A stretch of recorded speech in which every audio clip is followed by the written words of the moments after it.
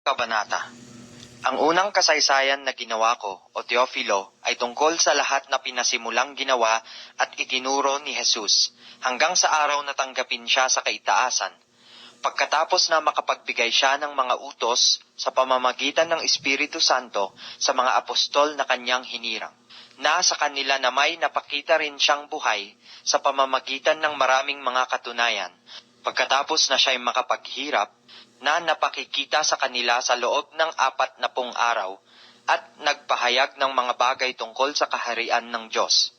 At palibhasa'y nakikipagpulong sa kanila, ay ipinag-utos niya sa kanila na huwag silang magsialis sa Jerusalem, kundi hintayin ang pangako ng Ama, na sinabi niyang narinig ninyo sa akin. Sapagkat tunay na si Juan ay nagbautismo ng tubig, datapwat kayo'y babautismuhan sa Espiritu Santo, na di na malalaunan pa. Tinanong nga siya nila nang sila'y nangagkakatipon, na nangagsasabi, Panginoon, isasauli mo baga ang kaharian sa Israel sa panahong ito? At sinabi niya sa kanila, hindi ukol sa inyo ang pagkaalam ng mga panahon o ng mga bahagi ng panahon na itinakda ng Ama sa kanyang sariling kapamahalaan. Datapwat tatanggapin ninyo ang kapangyarihan pagdating sa inyo ng Espiritu Santo. At kayo'y magiging mga saksi ko sa Jerusalem at sa buong Judea at Samaria, at hanggang sa kahuli-hulihang hangganan ng lupa. At pagkasabi niya ng mga bagay na ito, nang siya'y tinitingnan nila, ay dinala siya sa itaas, at siya'y tinanggap ng isang alapaap at ikinubli sa kanilang mga paningin. At samantalang tinititigan nila ang langit habang siya'y lumalayo, narito may 2 lalaking nangakatayo sa tabi nila na may puting damit, na nangagsabi naman, kayong mga lalaking taga Galilea, bakit kayo'y nangakatayong tumitingin sa langit? Itong si Jesus na tinanggap sa langit mula sa inyo ay paparitong gaya rin ng inyong nakitang pagparoon niya sa langit. Nang magkagayon ay nangagbalik sila sa Jerusalem buhat sa tinatawag na bundok ng mga Olibo, na malapit sa Jerusalem, na isang araw ng Sabat lakarin. At nang sila'y magsipasok sa bayan, ay nagsiakyat sila sa silid sa itaas, na kinatitirahan nila, si Pedro at ni Juan at ni Santiago at ni Andres, ni Felipe at ni Tomas, ni Bartolome at ni Mateo, ni Santiago na anak ni Alfeo, at ni Simong Masikap, at ni Judas na anak ni Santiago.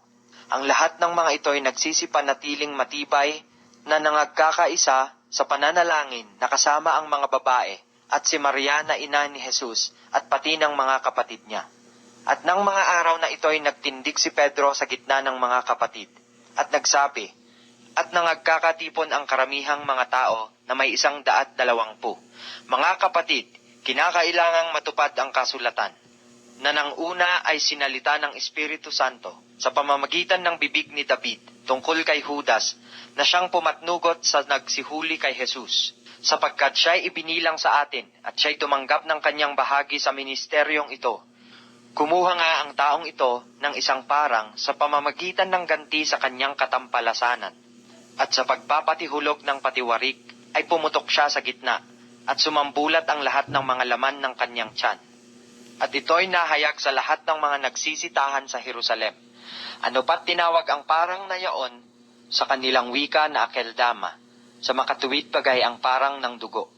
Sapagkat nasusulat sa aklat ng mga awit, bayaang mawalan nawa ng tao ang kanyang tahanan, at huwag bayaang manahan doon ang sinuman, at bayaang kunin ng iba ang kanyang katungkulan.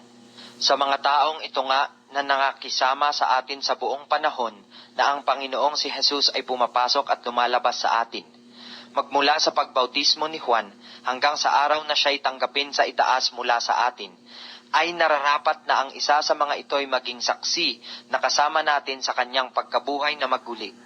At kanilang ipinukod ang 2, si Jose na tinatawag na Barsabas, na pinamagatang Husto, at si Matias. At sila'y nagsipanalangin at nagsipagsabi, Ikaw, Panginoon, na nakatataho ng mga puso ng lahat ng mga tao, ay ipakilala mo kung alin sa 2 ito ang iyong hinirang, upang tanggapin ang katungkulan sa ministeryong ito at pagkaapostol na kinahulugan ni Judas upang siya'y makaparoon sa kanyang sariling kalalagyan. At sila'y pinagsapalaran nila. At nagkapalat si Matias, at siya ibinilang sa 11 apostol.